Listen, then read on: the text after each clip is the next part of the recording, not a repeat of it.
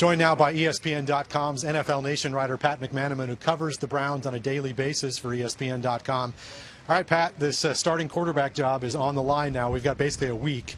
You were watching practice. You watched basically every snap today. What did you see from these two guys?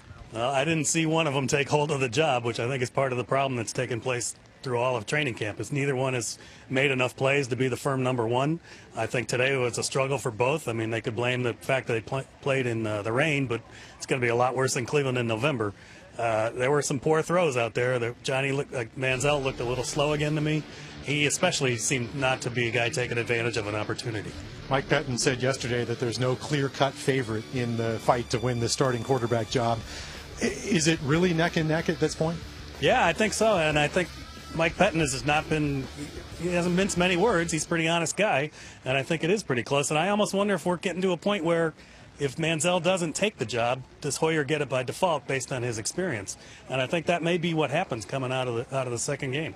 And we mentioned the fact that Mike Pettin has said all along his goal, and he reiterated this yesterday, is to have a decision before the third preseason game. How much are the Browns up against the clock, really, at this point? That makes it really tough, and especially if it's a rookie, because they play a Monday night game, they come back on a Saturday, which means they'll have 2 days of practice. Then they have 2 days of practice before the fourth game, and he doesn't want to play as starter. So that's only 4 days before they go into the regular practice week before the Steelers opener, and a very complicated, physical, and difficult defense. So that's tough for both quarterbacks. It's really tough for a rookie.